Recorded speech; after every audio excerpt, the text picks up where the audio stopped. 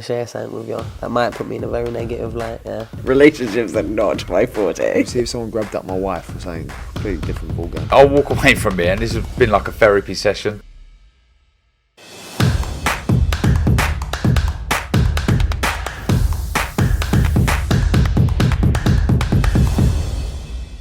This is Umar Ahmed for IFL TV, proudly sponsored by Everlast. I can't believe I'm quite saying it, but joined by Frank Warren, of course, Arsenal fan. I'm Chelsea fan. We're at Tottenham Hotspur Stadium. So that's my first question. You had Cardiff booked. Why have you taken it from Cardiff to Tottenham, Frank? We had to make it stack up financially, and it's better to come here. Okay. Obviously, the first question is Cardiff has a roof. So in terms of the weather, isn't that going to be a problem here if it starts raining? I hope not. I can't predict the weather, I hope not, but we've done lots of open shows over the years, open air shows, and some it's rained at and some it's not. So I'm not a weatherman, but we are where we are. So last time Derek actually boxed on your show with Chisora, it did rain at Upton Park. It did. That was in summer. Okay, Frank. I'm just going to have faith. Frank, you paid Tyson his 10 grand that you owed him because you had the bet that you thought Anthony Joshua would sign for this fight. Yep. So he's a happy man today. Yep. He's got his tax-free cash. Okay, Frank, I'm just going to go to BoxRec.com, right? And you got the heavyweights rankings there. So you got Alexander Usyk at number 1. He publicly said that he wouldn't want to fight Tyson Fury this year. Okay, that was Mike Goodall there. He wouldn't want to.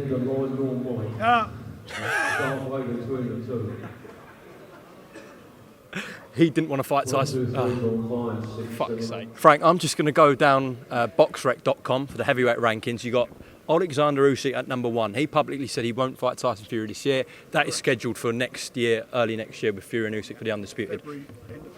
March, providing Tyson comes through. Number 2 is Anthony Joshua. Your son George Warren declared that on TalkSport he didn't get back to calls, emails and texts. That's Matchroom, his team. That's correct. Well, you did an interview, didn't you, with Frank Smith yesterday, and he said that they didn't have time. That was his words, not mine. And they didn't want it. Cost me 10 grand, by the way.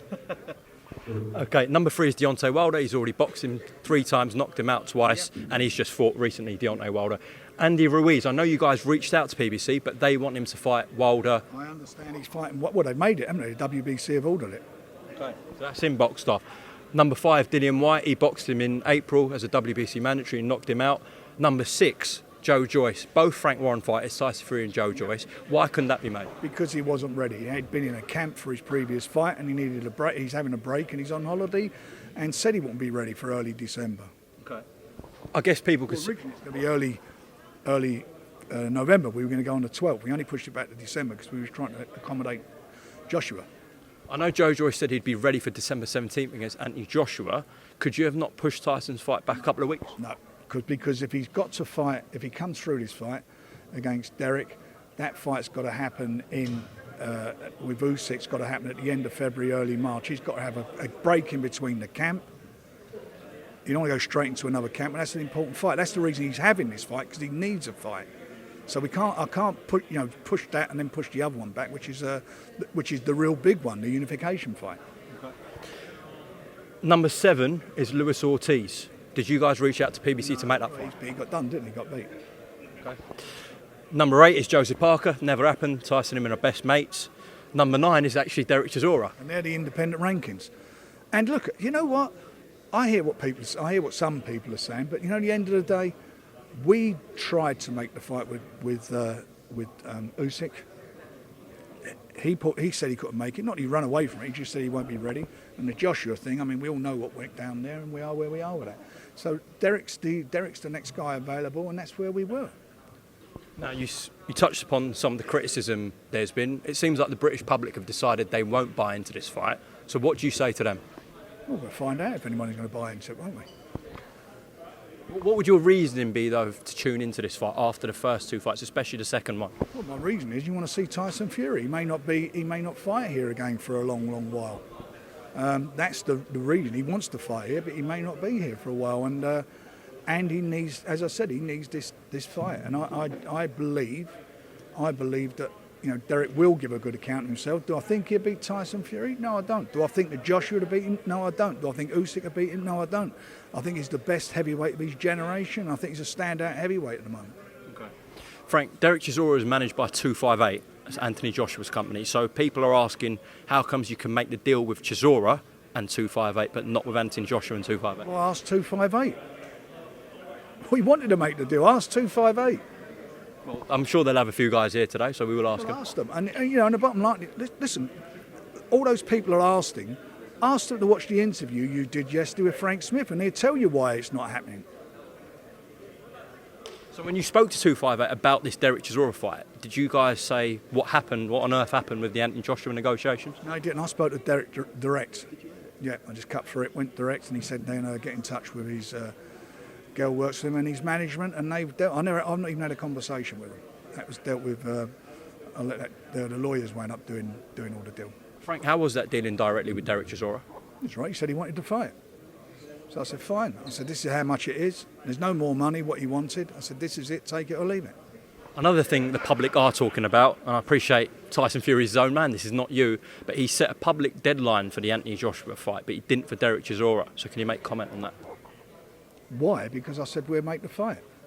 No, in terms of why Tyson was making deadlines for Joshua but not for I Chisora. didn't feel it was ever going to happen. It's cost me 10 grand. I said it did, and he set deadlines, but every one of those deadlines were extended, and during those deadlines, conversations, talks, and emails were flying between the two sides.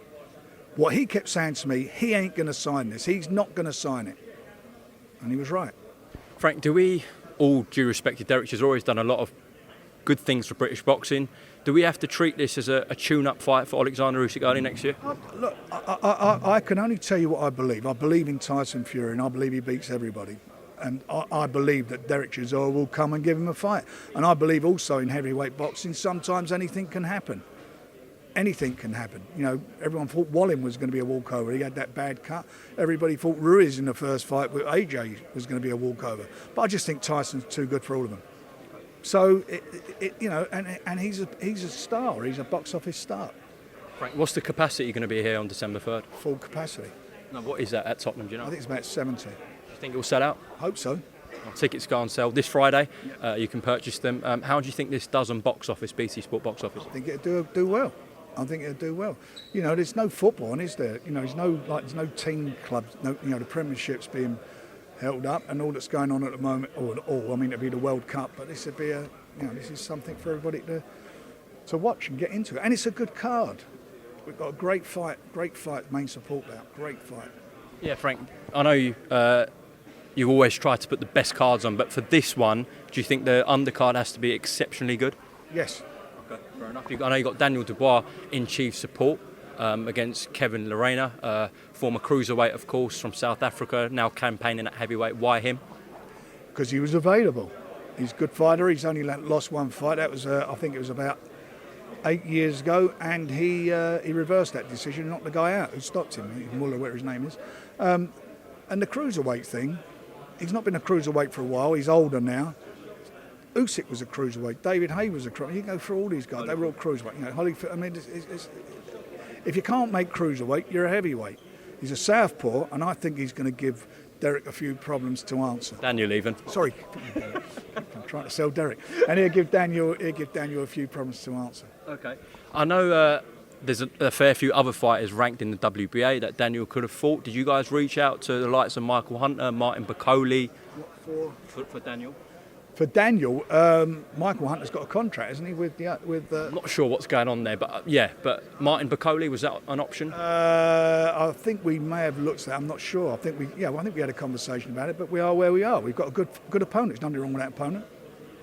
Should Daniel Dubois come through on December 3rd, hopefully in spectacular fashion with another Daniel Dubois-esque knockout, what's next for Daniel Dubois, do you believe? Well, look, if he wins, I hope he does. I've got faith in him. He comes through. He's a mandatory challenger for the WBA, and I think they'll be calling for the mandatory. Fantastic. Talking about mandatories, obviously your guy Joe Joyce is in pole position after a spectacular win against Joseph Parker recently. I want to ask you about a particular fight that could be made. I'm not sure if it's going to happen. Him and Deontay Wilder. Wilder came back in unbelievable fashion the other weekend. What do you make of his win? I thought it was good. I mean, you know, he's a dangerous man. I know he can punch, and Tyson will verify that. It was a tremendous punch. I mean, tremendous power he's got. He poleaxed him, and he came back in style. Listen, there's nothing wrong with him. I tell you, if he fought Joshua, I would back him. What about Joe Joyce and Wilder? I'd back Joe. Do you believe he stops Deontay Wilder? I think he'll wear him down. But I'll tell you what, it'll be a very, very entertaining fight. That's for sure. In terms of Deontay Wilder, though, as you said, the WBC are going to order him and Andy Ruiz, as they have ordered it, as a final eliminator for Tyson Fury's belt. So we could end up seeing Fury Wilder 4 maybe next year. Listen, I mean, if it happened, if that's the case, and he gets himself into the mandatory spot, I'd go and watch that again, wouldn't you? Absolutely, after the third fight, yeah. Yeah, absolutely. So realistically for Tyson, he's got Derek Chisora December 3rd, Alexander Usyk hopefully early next year, and then potentially Wilder and Joyce as well as other opponents. Yeah. Okay. In terms of the rest of the undercard, we're going to get announcements soon, Frank. Yeah, we'll do that next week. Brilliant. Now, in terms of your shows, I know you had a scheduled show for this month, 22nd of October. You've pushed that back. Now you're going to push that back. Is that correct? Say it again. That show you had at your call for this month. It's on the 11th. It's on the 11th. So it's Nick Ball's on there, and Willie Hutchinson, both in title fights. Okay, fine. And then you've got Telford on the 19th with Liam Davis and Belusa headlining. Avanissin's on the card. Anthony Yard back as well. Yeah, that's on there. We've got a couple of other title fights on there, so that's on. That's a good show. Anthony is basically going to be in a. He just needs to get out. He's been out for a year because this fight got postponed with Berbatiev, so that will now take place on the 28th of January in the UK. And then the big one, 26th of November at the O2. Zach Parker takes on John Ryder, interim world title fight, fantastic fight. Just talk to me about making that deal with John Ryder's team and Matchroom. Well, it got done. They obviously fancied that one. They must fancy their man, and we got it done, and we made him a good offer, and we agreed terms. Why the O2 as a venue, Frank? Because we've got that booked. I mean, it's a bit of a problem at the moment getting venues because of a lot of bands are out now on the road having not been out for 2 years because of the COVID situation. But we got it booked, so that's where we're going with it. Is there VADA testing for this fight, Frank? Yep. All right. And also Dennis McCann and Hamza Shiraz will be in competitive fights, so title fights on that card. He's fighting for the Commonwealth title. Okay. Yeah. Hamza for the British, or? I'm not sure yet. We're working on that. Just to go back to the heavyweight division, actually, just want to read you a quote from Deontay Wilder's trainer, Malik Scott. I think Joe Joyce is a much tougher fight than Anthony Joshua is. His engine is stronger, the punches he takes, he's awkward, his style is deceiving. AJ is a bit predictable, especially now. Joyce is more imposing. Your thoughts on Malik's comments? Well, I wouldn't argue with him. That's what you asked me earlier on. What I told you. I think he beats Joe. I think Joe Joyce beats him all day long. Frank, did the numbers come back for Joyce Parker on box office on BT? How did they do? He's done okay. Done all right. Everybody's happy. Okay.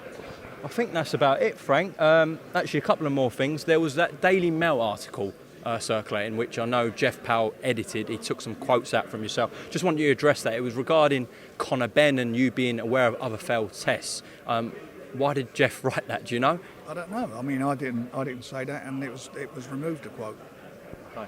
Just lastly as well, 12th of November or 13th, I'm not sure, depends on the timings, in Dubai, Tommy Fury is on Floyd Mayweather's undercard. So just talk to me about that opportunity for Tommy Fury in Dubai. It's a great opportunity. They've got a couple of things they've still got to do yet, and hopefully they get it sorted out in the next day. And then we're on for it, and it's, as I say, for Tommy, it's brilliant exposure.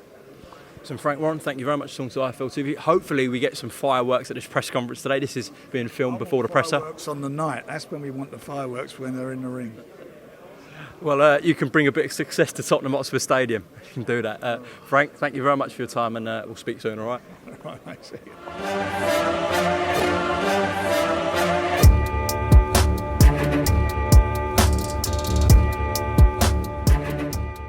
I'm going to share something with you that might put me in a very negative light, yeah. Relationships are not my forte. See if someone grabbed up my wife for saying completely different ballgame. I'll walk away from it, and this has been like a therapy session.